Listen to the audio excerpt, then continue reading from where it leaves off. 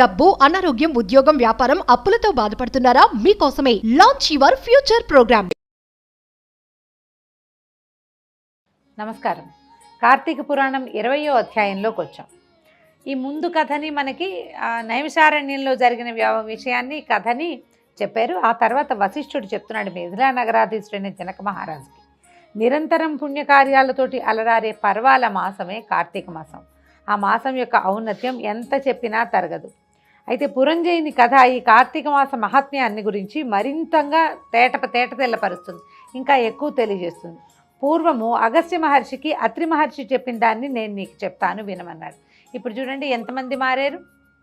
వశిష్ఠుడు, జనకుడు వీళ్ళిద్దరు మెయిన్ మాట్లాడుకుంటున్నారు. వీళ్ళ కథల్లో నైమిషారణ్యంలో జరిగిన కథ సూత మహాముని చెప్పింది, తర్వాత ఏమో ఇంకొక ఋషి చెప్పింది, జ్ఞానసిద్ధుడు ఆయన మాట్లాడింది, ఇన్ని వ్యవహారాలు వచ్చినాయి. ఇప్పుడు అత్రి మహాముని మరియు అగస్త్య మహర్షి వీళ్ళిద్దరి సంగతి వస్తుంది. వాళ్ళిద్దరూ ఒక సందర్భంలో మాట్లాడుకున్నది ఈయన విని, లేదా ఆయన ఇంకొకళ్ళ ద్వారా విని, అది ఇప్పుడు ఇక్కడ చెప్తున్నారనమాట. వాళ్ళు ఒకళ్ళకొకళ్ళు చెప్పుకున్నారు, అది నేను నీకు చెప్తున్నాను అని. అయితే అత్రి మహర్షిని వేడుకున్నారట. ఏమని? ధర్మవేత్త, దైవాంశ సంభూతుడు అయినటువంటి అగస్త్య మహర్షిని, అగస్త్య మహర్షి ఆయనకి సహజంగానే ధర్మం తెలిసినవాడు, కేవలము దేవతలకి మేలు చేయటం కోసం, ప్రపంచానికి మేలు చేయటం కోసం కాశీవాసాన్ని వదిలిపెట్టేశాడు ఆయన. అట్లాంటి చాలా గొప్పవాడైనటువంటి ఆయన అత్రి మహామునికి నమస్కారం చేసి కార్తీక మాస వైభవాన్ని, మహాత్మ్యాన్ని గురించి మీ నోటి నుంచి తెలుసుకోవాలనుకుంటున్నాను అని చెప్పి అడిగి అత్రి మహామునితోటి ఈ కథ చెప్పించుకున్నాడు. ఆయన ఏం చెప్తున్నాడంటే, అగస్త్య మహర్షి, ఈ కార్తీకం అనేది చాలా పుణ్యప్రదమైన మాసం. ఈ మాసంలో నెల రోజులు నదిలో స్నానం చేయటం, దీపదానం చేయటం వల్ల కలిగేటువంటి ఉత్తమ ఫలితాలు వర్ణించి చెప్పడానికి వీలు కానివి. నదీ స్నానం మనలాంటి సామాన్య జీవులకి కుదరదండి. మనం ఏ టౌన్లోనో, సిటీలోనో, ఊళ్ళలో హైరాణగా ఉండే జీవితాల్లోనూ ఉంటాం. మనం ఏం చేయగలుగుతాము? ఇంట్లో పొద్దునే స్నానం చేయగలుగుతాం. మహా అయితే సమీపంలో ఏదైనా చెరువో లేకపోతే ఏ దేవాలయానికి సంబంధించిన కుండ్రమో వెళ్తే స్నానం చేయగలుగుతాం. కానీ నదీ స్నానం మన వల్ల కాదు. పరివాహక ప్రాంతాల్లో ఉండి ఈ శ్రద్ధ మీద ఉండి నిత్యము గోదావరి స్నానమో, కృష్ణా స్నానమో, ఏ తుంగభద్రా స్నానమో చేయగలిగే అదృష్టవంతులు ప్రత్యేకంగా ఉంటారు. మనలాంటి వాళ్ళు ఏం చేయొచ్చు అంటే, ఈ నెలలో ఒక్కసారైనా నదీ స్నానానికి ప్రయత్నం చేసుకోవాలి.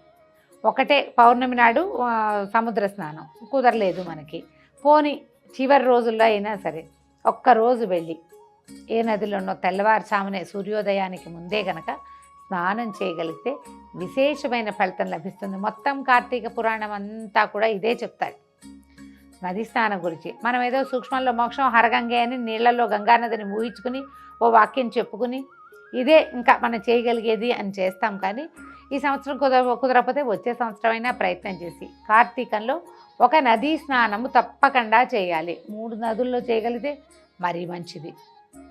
ఓ 3-4 రోజులుండి మన చుట్టాల ఇంట్లోనో, మన ఇంట్లోనేనో, మన ఊళ్ళోనో వెళ్ళి ఏ చెరువుకో, నదికో, కాలువ పారే నదిలోనో ఎక్కడైనా స్నానం చేయగలిగితే చాలా బాగుంటుంది. ఆరోగ్యానికి చాలా మంచిదండి. దానివల్ల వచ్చే పుణ్యం కంటే కూడా ఈ ప్రవహించే నదులలో ఉండే కరెంట్స్ మనకి ఆరోగ్యానికి మేలు చేస్తాయి.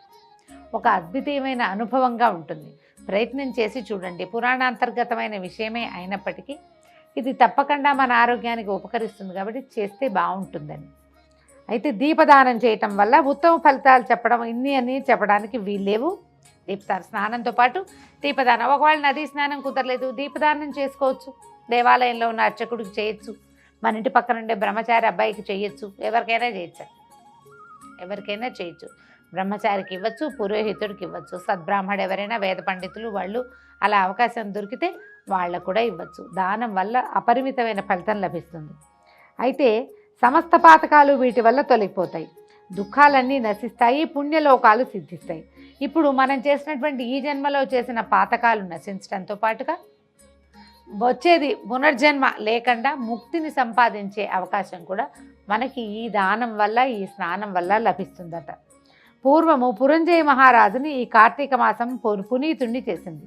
అతని గురించి విన్నట్లయితే నీకు కార్తీక మాస మహాత్మ్యం పూర్తిగా తెలుస్తుందని చెప్పాడట అత్రి మహర్షి. ఏమిటో ఆ కథ, పురంజయుడనే వాడెవడు అని అగస్త్య మహర్షి అడగ ఇలా చెప్తున్నారు. పూర్వం త్రేతాయుగంలో పురంజయుడనే రాజు అయోధ్యని పరిపాలిస్తూ ఉండేవాడు. పూర్వం త్రేతాయుగంలో అనగానే రాముల వారు ఉన్న కాలం కాదా అని ఒక ప్రశ్న వస్తూ ఉంటుందండి. రాముల వారి కాలము ఒక కల్పంలో, ఒక యుగంలో, ఇవి 4 యుగాలు ఒక బంచ్ కదా. అలాంటివి అలా సైకిల్ తిరుగుతూ ఉంటాయట. ఈ 4 జరిగేవి కొన్ని 100 సైకిల్స్ తిరిగాక అప్పుడు ఈ కల్పం నశించిపోతుందని మళ్ళీ వస్తుందని చెప్తారు, మళ్ళీ స్టార్ట్ అవుతుంది అని. ఈ సైక్లింగ్లో ఒక యుగంలో ఉన్న రాముల వారు ఇంకో యుగంలో కూడా ఉంటాడు. ఒక యుగంలో ఉన్న కృష్ణమూర్తి రెండో యుగంలో కూడా, రెండోసారి కూడా, అంటే ఈ రెండో సైకిల్లో కూడా వస్తాడు. ఈ యుగాల చక్రంలో, ఈ పరంపరలో ఒకసారి త్రేతాక యుగంలో ఈ పురంజయుడని ఆయన ఉన్నాడు. ఆయన కథని చెప్తున్నారనమాట. రాను అది ఏంటంటే ఇతను చాలా మంచి పేరు సంపాదించుకున్నాడు. చాలా గొప్ప రాజు, విపరీతంగా దానాలు చేసేవాడు. యుద్ధానికంటూ వెళ్తే గెలవడం తప్పిస్తే రెండో దారి లేదు, అంత బాగుండేవాడు. అయితే క్రమంగా ఏమైంది, రాజ్యాన్ని బాగా విస్తరించాడు. ఆసేతు హిమాచలము రాజ్యాన్ని విస్తరించాడు. ఆయనకి సొంతంగా అంటే వందిమాగధల కైవారాలు అవి వింటుంటే ఛాతీ వేడల్పైపోయేదన్నమాట. సెల్ఫ్ ఫీల్ అవటం మొదలుపెట్టాడు. మనం కూడా ఆ మనుషులకి అహంకారం రావటం ఎంతసేపు అండి, కొంచెం మనం అనుకున్నది సాధించినా, మనం అనుకున్న దానికంటే ఎక్కువగా మనకి లభించినా నా అంతటి వాడిని నేనే అనిపిస్తుంది. కాకపోతే జీవితం ఉద్భుతప్రాయం, ఇదంతా భగవంతుడి అనుగ్రహం వల్ల లభించింది, చుట్టుపక్కల వాళ్ళందరూ కలిసి నాకు ఇది లభించేలాగా చేశారు అన్న భావన ఉండదు వ్యక్తుల్లో, సహజం అది. ఈ భావాలు రావడానికి సామాన్య మానవులే అక్కర్లేదు, మహారాజులు, మహామంత్రులు, మహారుషులు కూడా దానికి అతీతులు కాదు. మానవ సహజమైన భావాలు. ఈ భావాల్లోకి ఆయన ఏంటి, సాధారణంగా మంచిగా దాన ధర్మాలు చేస్తూ ప్రజారంజకంగా పరిపాలిస్తూ దేశాన్ని విస్తరణ చేస్తూ ఎంతో చక్కగా ఉన్నటువంటి పురంజయుడు క్రమంగా మార్పు రావటం మొదలైందట. వందిమాగధల కైవారాలు, స్తుతులు, స్తోత్రాల వలన తనను చూసి శత్రురాజులు పడేటువంటి భయాందోళన వల్ల తనకు తానే సాటి అనే అహంకారం పెరిగిపోయింది. నా అంతటి వాడిని నేను దేవుణ్ణి అనుకోవటం కూడా మొదలుపెట్టాడు. దేవుళ్ళు ఎలా అవుతారు? ఎవరైనా ఎంత పరాక్రమశాలుడైనా దేవుళ్ళు ఎవరు, ఎంత భయపెట్టగలిగిన వాడైనా దేవుడెవడు, దేవుడు దేవుడే, మానవుడు మానవుడే. ఆ తేడా గ్రహించలేకపోతారనమాట. అయితే వినోద విషయాల మీద మోజు పెరిగిపోయింది, పరిపాలనా విషయాల మీదేమో శ్రద్ధ తగ్గిపోయింది. ఇంకెందుకు పరిపాలించడం, రాజ్యం అంతా సుస్థిరం చేసాం, మనం హాయిగా ఉండొచ్చు, పైగా నేను ఉన్నదే అనుభవించడానికి, అలాంటి ఒక పిచ్చి ధోరణి వచ్చేసిందనమాట. ఇతరులు ఇచ్చిన సలహాలు, సంప్రదింపులను నిర్లక్ష్యం చేసేవాడు. ప్రభు ఈ సమయం అయితే శివారాధన చేయాలి, ఈ సమయంలో విష్ణువారాధన చేయాలి, ఈ సమయం ఇది చాతుర్మాస్య వ్రత సమయం, ఇది కార్తీక మాసం, ఇది ఇంకో మాసం, ఈ మాసంలో రాజన్నవాడు ఇట్లా చేయాలి. ప్రజారంజన అంటే కేవలము పరిపాలన, రాజ్యకాంక్ష, రాజ్యాన్ని చేయటం కాదు. ప్రజలకి రంజకత్వంగా ఉండాలంటే ప్రజలు ఆచరించవలసిన ధర్మాన్ని రాజు స్వయంగా ఆచరించాలి. ప్రజల్ని బుద్ధిమంతులుగా ఉండండి, మీరు పన్నులు ఎగ్గొట్టకండి, మీరు మర్యాదస్తులుగా వ్యవహరించండి అంటే ముందు రాజుకు ఉండాలి కదా మర్యాద. రాజుకు సభా మర్యాద ఉండాలి. ప్రజలకి తను ఏం చేయాలో అది చేసి అప్పుడు పన్నులు తీసుకోవాలి. మీరు రాజుకు లేనిది బంటుకు ఎక్కడి నుంచి వస్తుంది మర్యాద? పద్ధతి రాదు. ఎప్పుడూ ధర్మాచరణ పైవాడు చేస్తేనే కిందవాడికి వస్తుంది. ఇంట్లో కూడా చూడండి, అమ్మా నాన్న ధర్మాచార పరులైతే కనీసం పిల్లల్లో సగం మంది ధర్మాచరణ చేస్తారు. ఒక పిల్లాడే ఉంటే వాడు ఏం చేస్తాడో మనం చెప్పలేం. కానీ 4 పిల్లలున్న తల్లిదండ్రులు చక్కగా మర్యాదస్తులు, బుద్ధిమంతులు, చాలా ధర్మాన్ని ఆచరించేవాళ్ళు, పండగలకి, పబ్బాలకి, పర్వదినాలకి చేయవలసిన విధి విధానాలు ఇంట్లో గనక చేస్తూ ఉంటే ఈ 4 పిల్లల్లో కనీసం 3 పిల్లలు అలా ధర్మాచరణ చేసేందుకు అవకాశం ఉంటుంది. ఎవడో ఒకడు దారి తప్పడం లోక సహజంగా జరిగేది. కానీ ఆచరణ పోదు, పైవాడు తప్పకుండా ఆచరించాలి. రాజన్నవాడు ధర్మాచరణ మానేసి వినోద కార్యక్రమాల వైపుకు వెళ్ళిపోయి మంచి మాట విననివాడు, మంచి పని చేయనివాడు, ధర్మాచరణ లేనివాడు అయ్యేసరికల్లా ప్రపంచం తల్లకిందులైపోతుంది, దేశాలు భ్రష్టు పట్టిపోతాయి. ఇక్కడ కూడా అలాంటిదే జరుగుతుందన్నమాట. రాను ఈయన ప్రజారంజకత్వానికి బదులుగా ప్రజా కంటకుడిలాగా తయారయ్యాడు. మహారాజైనా కూడా ఈ పురంజయుని ప్రవర్తనని భరించలేక సామంతరాజులంతా సహనం కోల్పోయారు. ఒక పెద్ద రాజు ఉంటే సామంతరాజులు ఉంటారు చాలామంది. ఆయన ప్రవర్తన దుష్ప్రవర్తనగా మారిపోయింది. ప్రతిదీ తన ఇష్టారాజ్యంగా చేయటం మొదలుపెట్టాడు. సామంతులకి విసుగు పుట్టిపోయింది. ఇంకా ఈయన గొప్పతనాన్ని ఇప్పుడు చక్రవర్తికి సామంతరాజులు ఉంటారు. చక్రవర్తి ప్రజారంజకుడైతే సామంతులు కూడా ఆపేక్షతో, ప్రేమతో మన ప్రభు ఇతను అని గౌరవిస్తారు. అతనికి ప్రజారంజకత్వం లేదు, దాంతో రాజుకు లోబడి ఉండాలనే గుణం సామంతరాజులకి పోయింది. వాళ్ళంతా కలిసికట్టుగా దండెత్తి ఇతని మీదకి వచ్చేశారు. తమలో బలవంతుడెవడో ధర్మపరుడెవడో వాడిని చూసి మళ్ళీ చక్రవర్తిని చేస్తారు. ముందు ఈ చక్రవర్తిని దించేసేయాలన్నమాట. ఈ దించడం కోసం గుంపంతా వచ్చి ఇతని మీద పడ్డారు. పురంజేయుడి రథానికి పంచకళ్యాణి గుర్రాలు పూంచబడేవి.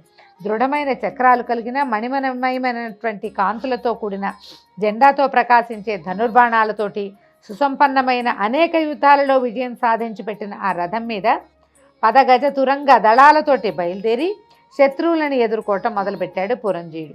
ఒక పెద్ద రథాన్ని పూచుకున్నాడు. ఆ పెద్ద రథాన్ని తయారు చేయించుకున్నాడు. అది ఎన్నో యుద్ధాలు చేసిందట ఆ రథం.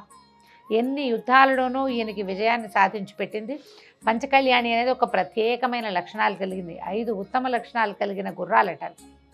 ఒక గుర్రం ఉంటుంది రాజుగారికి ప్రత్యేకంగా. అలాంటి ప్రత్యేకమైన గుర్రాలు 4టిని పూంచినటువంటి ఆ రథం మీద పదగజ తురంగాలు అంటే పదం కాల్బలము, తర్వాత గజబలము, అశ్వబలము, ఈ దళాలతో కలిసి ఇన్ని దళాలతోటి కలిసి బయలుదేరాడు. చతురంగ బలాలు అంటారు కదా, చతురంగాలు ఉంటాయి అందులో.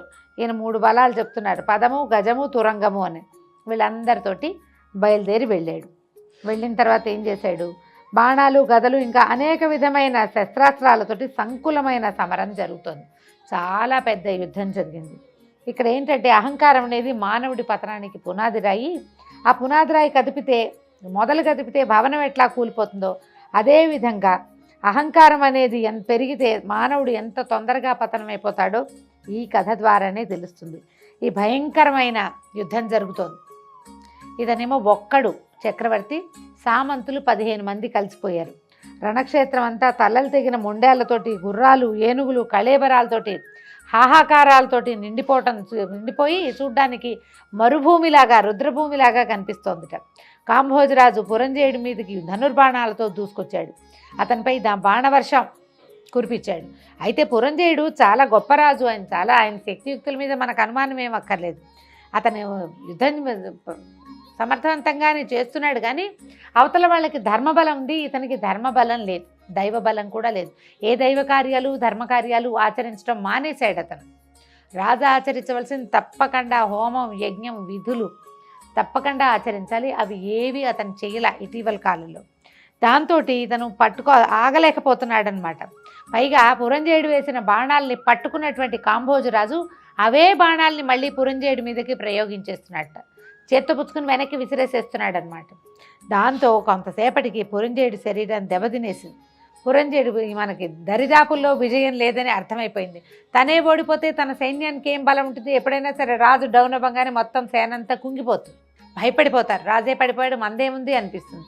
ఆ పరిస్థితి చూసేసరికల్లా ఈయనకి భయం వేసి రణరంగం నుంచి పారిపోయాడట వెనక్కి. యుద్ధంలో నుంచోలా. ఇంకా ఈ యుద్ధం నుంచి పారిపోవటం కూడా అధర్మమేనండి. వెన్నిచ్చి పారిపోయాడు అంటే వాడికి అసలు విలువే లేదు, సగం ఓడిపోయినట్టే. ఇంకా సేనంతా పోరాడుతోంది.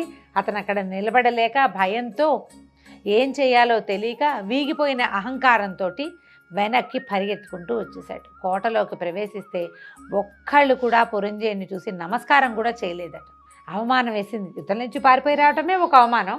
ఈ కోటలోకి వచ్చిన రాజుని సైన్యం ఎవరూ రాకుండా అక్కడ సంకుల సమరం, ఆ కత్తుల మోతలు, బాణాలు, ఏనుగుల ఘీంకారాలు, అశ్వాల సకిలింపులు, మానవుల ఆర్తనాదాలు, హాహాకారాలు నగరానికి వినపడుతుంటే రాజు ఒక్కడు రథంలో వెనక్కి వస్తే అతనికి ఏం మర్యాద ఉంటుంది?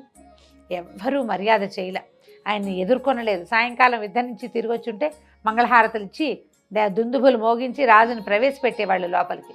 ఇప్పుడు అనాథగా, అసహాయుడుగా, ఏ సహాయము లేకుండా పాపం ఒక్కడే పురంజేయుడు తన రథాన్ని తోలుకుంటూ వచ్చాడు. సారథి కూడా పడిపోయాడు, సారథి కూడా లేడు.